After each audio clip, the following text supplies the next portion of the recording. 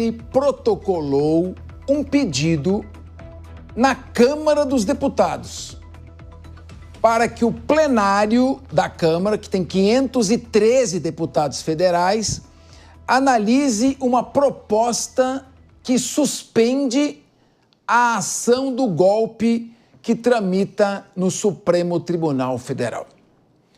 Bruno Pinheiro tem mais informações. Boa tarde, Bruno. Essa suspensão pode de fato acontecer? Qual é o argumento aí do PL? Tem a ver com o deputado federal Ramagem? Explica para nós o que está acontecendo. Sim, ótima tarde a você, Fernando Capeza, quem nos acompanha aqui na Jovem Pan. Isso foi apresentado ontem aqui à Câmara dos Deputados. A expectativa é sobre essa ação, essa denúncia que foi aceita na última semana e acabaram se tornando réus no Supremo Tribunal Federal, o ex-presidente Jair Messias Bolsonaro e outras 7 pessoas. Entre eles também está o deputado federal Alexandre Ramagem, aliado do ex-presidente Jair Messias Bolsonaro, e já foi informado à Câmara dos Deputados esta denúncia que foi aceita pelo STF, esta ação contra Ramagem, envolvendo então esse planejamento de um golpe de Estado. Qual é a expectativa dos parlamentares e também dos advogados? Já que Alexandre Ramagem está junto com esses réus, é uma ação para que possa suspender esta ação no Supremo Tribunal Federal. E diante disso, acabaria chegando, inclusive, ao ex-presidente Jair Messias Bolsonaro. Isso deveria ser analisado em plenário em até 45 dias e receber o apoio da maioria dos deputados. Mas já teve uma resposta, ainda que informal, enviada para o Congresso Nacional, que, se isso acontecer de fato, vai alcançar somente o Alexandre Ramagem, que é deputado federal, e, diante disso, alcança também somente os crimes que aconteceram, que foram cometidos após a diplomação.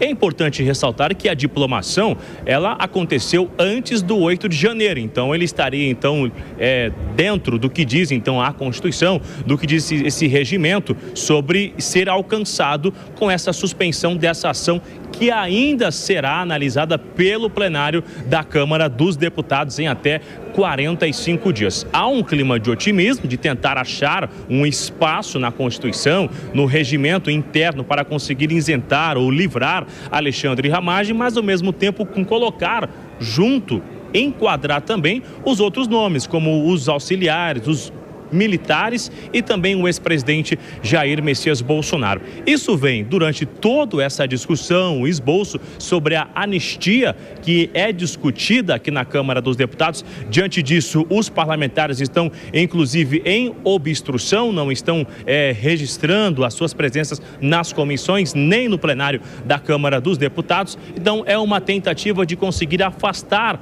do ex-presidente, dos seus aliados e de Alexandre Ramagem essa ação em relação a uma tentativa de golpe de Estado, de acordo com esta denúncia que foi julgado lá no Supremo Tribunal Federal e foi acatado na última semana. Fernando Capês. Bruno, nós vamos debater, claro, esse assunto aqui daqui a pouco, o pessoal está se movimentando já, mas você tem uma outra notícia aqui pra gente, hein? Parece que a Procuradoria-Geral da República pediu ao Supremo Tribunal Federal a prisão de um sobrinho do Jair Bolsonaro, que é o Léo Índio, que está lá na Argentina. Por que pedir a prisão preventiva desse rapaz? O que aconteceu? Ele chegou a responder, inclusive, em relação a este caso. Veio, então, o entendimento da Procuradoria-Geral da República, que emitiu uma resposta sendo favorável ao pedido de prisão de Léo Índio, então, que ele acaba se passando nas redes sociais, disputando a eleição, sendo o sobrinho do ex-presidente Jair Messias Bolsonaro, que também se tornou réu sobre os ataques em relação ao 8 de janeiro. De acordo com o Procurador-Geral da República, ele acabou não cumprindo uma medida cautelar, que era alternativa para não chegar ao pedido de prisão e até mesmo evidenciar sua insuficiência, o descaso com a aplicação da lei penal e a falta de respeito às decisões que foram emanadas pelo Supremo Tribunal. Segundo, então, este documento, Léo Índio chegou a responder nas últimas horas a alguns jornalistas que tentou esse asilo na Argentina para conseguir se manter ali e manter a sua integridade também. E de acordo com esse documento que veio do Procurador-Geral da República, a ida para a Argentina, além de justificada, ou melhor, de injustificada, é uma causa hábil a autorizar o estabelecimento da prisão ou da sua custódia. Então, isso acabou repercutindo após algumas reportagens divulgarem que Léo Índio tinha saído aqui da capital federal, viajado para a Argentina em busca de asilo e agora então veio após uma consulta do ministro Alexandre de Moraes sobre o Procurador-Geral da República, se declarando favorável a um pedido de prisão. Claro que nos próximos dias, então, haverá uma nova diligência. A gente tem acompanhado outras etapas de operações da Polícia Federal envolvendo réus e até mesmo investigados pelos atos do 8 de janeiro e agora ele estando na Argentina, se lá haverá um acordo de cooperação, se ele será identificado e voltará para a capital federal, a gente fica de olho sobre toda esta situação. Logo mais, daqui a pouquinho, daqui uma hora aproximadamente, às 15 horas, o coronel Zuco, líder da oposição, convocou uma entrevista coletiva aqui no Salão Verde para falar sobre a anistia em relação aos condenados e aos foragidos dos atos do 8 de janeiro. Tem aqui irmãos, esposas que estão aqui no Congresso Nacional. Haverá esse ajuntamento, então, juntamente com a oposição e a minoria e novas declarações em relação ao que será feito sobre a anistia nos próximos dias. Hugo Mota se reuniu ontem com vários líderes, mas não deu nenhum sinal se será colocado em votação. Enquanto isso, a obstrução continua aqui na Câmara dos Deputados e as comissões não estão funcionando. Só se fala justamente em anistia. Não resolve levar para a Comissão de Constituição e Justiça e nem uma comissão especial. O que eles querem é que seja analisado esta urgência. Mas Hugo Mota não deu sinal de que isso deverá acontecer nos próximos dias. Muito obrigado, Bruno Pinheiro. Nós vamos agora aqui debater no Linha de Frente. Sérgio Zagarino, continua a instabilidade política no país. Esses temas vão tomando um tempo enorme da sociedade enquanto se aprofunda o déficit fiscal, aumenta a dívida pública, sobe o preço dos alimentos, o crime organizado cresce e se estabiliza aqui em nosso país, lavando dinheiro em céu aberto. Hoje só 15% do dinheiro dos 175 bilhões de reais lavados anualmente, só 15% provém do tráfico. O resto já vem de negócios de lavagem de dinheiro. Então, eu queria ouvir você, em primeiro lugar, com relação ao deputado federal Alexandre Ramagem. Nos tempos que eu dava aula de direito constitucional, e o que a gente falava em sala de aula era mais ou menos aquilo que se decidia, um deputado federal, depois da diplomação, não pode ter prisão preventiva decretada. Ele só pode ser preso por flagrante e de crime inafiançável. E processado, ele pode até ser denunciado, mas quando a denúncia é recebida, se houver um pedido dirigido à mesa diretora, em 45 dias, está na Constituição, a Câmara dos Deputados, que é a casa a qual ele pertence, pode suspender a tramitação do processo. Tem que tramitar, não tem como obstruir o prazo para que seja levado à votação do plenário o pedido de suspensão parlamentar do processo. O voto é pela maioria absoluta, metade mais um. Não tem voto de maioria qualificada, é metade mais um dos parlamentares. Mais ou menos, ali, se fizer uma continha, 257 votos são necessários. Então, eu pergunto a você, em primeiro lugar, você entende que a Câmara dos Deputados, pela movimentação, as informações que você tem dos partidos de oposição, conseguirá suspender o processo contra Alexandre Ramagem? 2, poderá a Câmara votar e suspender também pela conexão o processo contra os demais denunciados? Terceiro, terá coragem de fazê-lo? E quarto, em ou fazendo, o Supremo Tribunal Federal poderá derrubar? São 4 perguntinhas, todas ligadas para a gente te ouvir. Boa tarde, Capês, boa tarde a todos os nossos telespectadores, meus colegas aqui de bancada. Sem sombra de dúvidas, Capês, mais uma vez você traz ensinamentos aqui, não só para nós, mas para todo o nosso público, nosso telespectador. Afinal de contas, nós estamos falando aqui de Constituição Federal. Isso significa dizer que a ação que será proposta pelo PL nada mais é do que fazer valer a Constituição. Constituição Federal, aquela que nós juramos defender desde a nossa redemocratização em 1988, que muitas vezes eu vejo na rua as pessoas discutindo se ela está ou não está sendo cumprida. Mas sim, nós temos que brigar e batalhar para que esta Constituição seja cumprida e fazer valer o artigo 53 da Constituição, da imunidade do parlamentar, da necessidade da suspensão da ação após o recebimento da denúncia pelo STF, no que vem ao caso aqui do Alexandre Ramagem, deputado federal eleito em 2022, portanto, não pode ser julgado naquele momento pelo STF, mas sim ser levado essa denúncia para a apreciação da Câmara dos Deputados. A Câmara dos Deputados é corporativista? Ela protegerá um deputado para fazer valer a Constituição? Vamos tirar de lado aqui a técnica, que, em tese, o correto seria fazer valer o julgamento dentro do próprio Congresso. Mas vamos falar na prática. Existe um corporativismo? Existe um deputado ajudando um outro, tudo com grande interesse, paralelo a uma narrativa de governo. É diferente. A narrativa do governo é uma, a vivência, a experiência dos deputados ali é outra. Então, eu acredito que sim, será aceita essa suspensão da ação penal e também acredito que essa suspensão da ação penal fará com que o processo fique trancado, a gente chama de trancamento. Ou seja, irá inclusive beneficiar os demais corréus, que também inclui o ex-presidente Bolsonaro. O que irá acontecer após essa suspensão? Aí caberá ao Congresso, mas é uma grande disputa, uma grande briga de narrativas e os partidos acabam utilizando as armas que têm.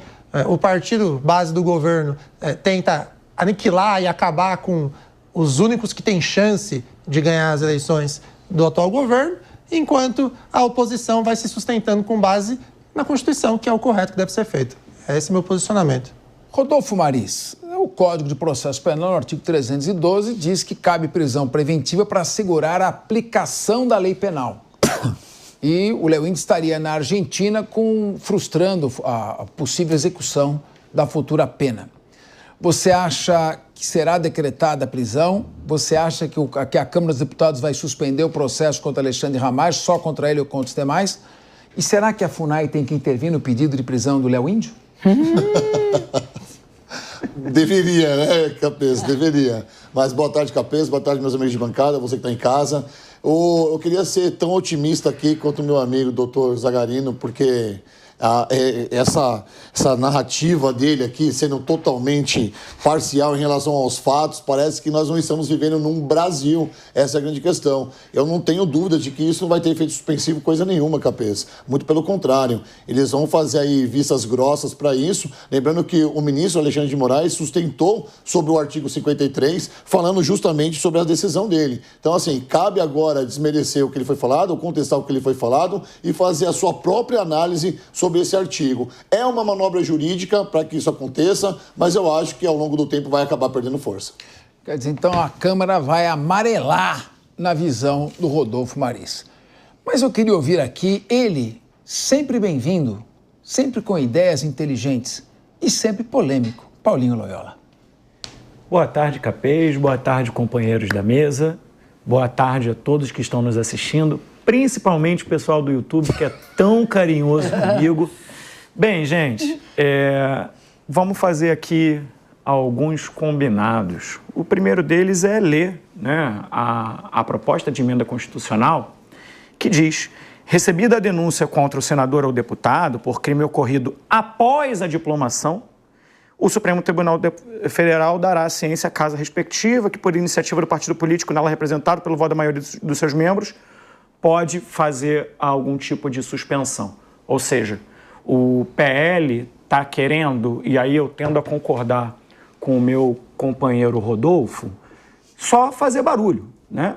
PL, Partido Liberal, partido de direita, que vem se especializando nos últimos anos em fazer defesa de bandido, de fazer defesa de golpista, não tem nada além, nesse processo, de uma tentativa de construir uma narrativa a favor de Jair Messias Bolsonaro, que é arrolado no mesmo processo. Lembrando que Ramagem está respondendo pelo processo de ataque à democracia, porque foi presidente da ABIN, da Agência Brasileira de Inteligência, durante o governo Bolsonaro e está sendo investigado e há uma série de evidências que mostram uma intervenção direta do deputado na ABIN e na investigação aí de milhões de brasileiros, inclusive.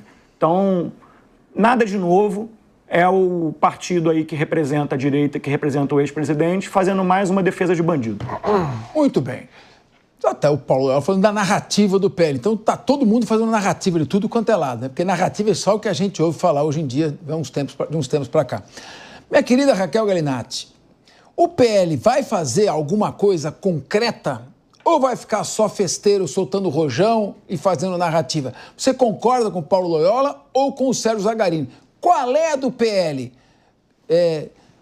Representar um papel para a galera ou fazer algo efetivamente que tenha pé e tenha cabeça e tenha finalidade? Boa tarde, grande mestre professor Fernando Capês, nossa audiência qualificada, meus amigos aqui de bancada. Claro que quando a gente fala num Estado democrático com pilares de uma justiça democrática, a gente se baseia na Constituição Federal e na lei. Um partido político, ele tem a legitimidade ali de representar ações no STF quando preceitos constitucionais não são respeitados, são violados.